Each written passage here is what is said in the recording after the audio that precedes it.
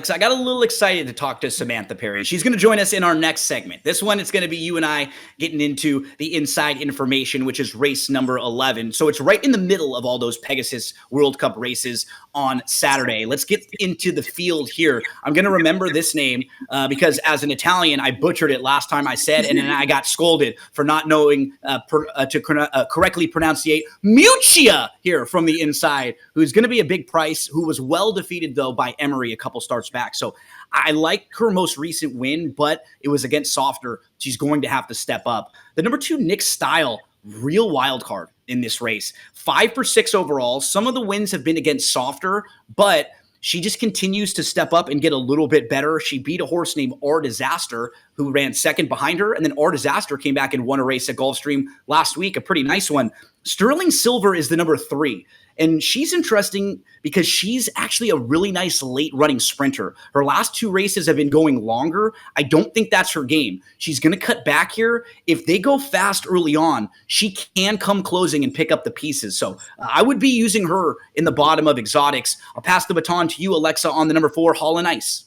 Yeah, and like you said, if they go fast early on, I do think there is a fair amount of pace in here. So just keep that in mind for this. This might be one of them, right? Hall and Ice. Yeah, 4-year-old filly, 15-1, long shot.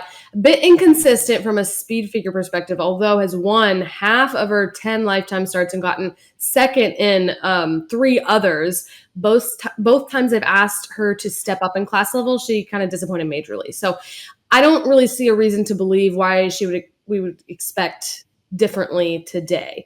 Dazzling Move, the 5, 20-1, another long shot, never been asked to compete at this high of a level. So will be a big class test. All of her best performances have come going longer distances, and her best performance was 3 races ago in the Pumpkin Pie, where she was still over 3 lengths behind Nick Style. So tough place to be. The 6, Jody's Pride at 8-1 has won half of lifetime starts. Super promising 2-year-old. She got second in the Breeders' Cup Juvenile Fillies in 2023, and a neck behind just FYI. Since then has had some longer layoffs. Unfortunately, hasn't progressed as much as you would hope. Her trainer, Jorge Abreu, is great at bringing his horses back after long breaks, 30% win rate, doing that, and nearly a $5 ROI. So that stat is really hard to ignore, but at the same time, we would need to see a monumental improvement from what we saw last year. Yeah, she's such a wild card because we know she's got talent. We know she was really good, but was she just precocious? And was she just ahead of everybody then? Or can she continue to progress? We'll find out on Saturday. Mystic Lake is really sharp, in really nice form. It's not even that I don't like Mystic Lake as a horse. It's just I like others a little bit more in this spot, but she's very, very honest. She's proven at Gulfstream Park. If you eliminate the grass race, she faced Torpedo Anna and was probably a little overmatched there, and maybe she just doesn't want to go all that long. Mystic Lake, very honest.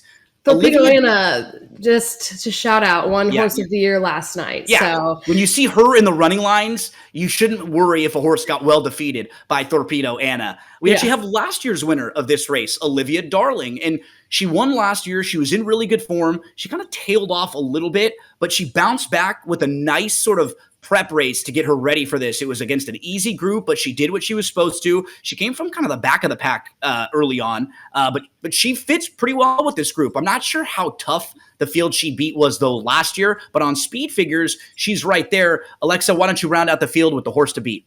Yep, Emery, 3-1, another short price who's proven herself multiple graded stakes wins, most recent being the Grade 2 Raven run in October of last year. She's consistent, continued to improve every race through her career. So I don't think there's any reason to believe she wouldn't fire this weekend. She's won at this distance, and I think can kind of sit behind Mystic Lake and Nick Style for a pretty comfortable trip. Yeah, I think being drawn to the outside for her is actually a real positive because she has versatility. She doesn't really want to be on the lead, but she can if no one else shows speed, but she wants to sit just off with a target. So you have 9 over 2, over 7, over 3. Anything else you want to mention about your top 4?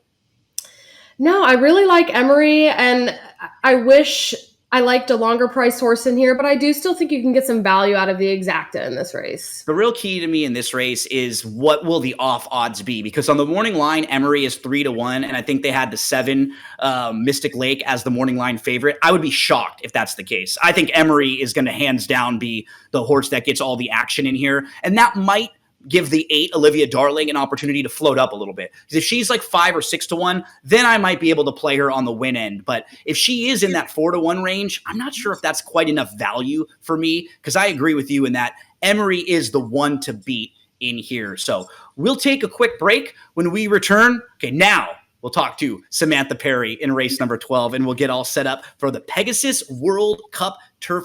Don't go anywhere, folks. We're rolling along on the First Bet DRF Pegasus Cup Day preview show. Love saying that.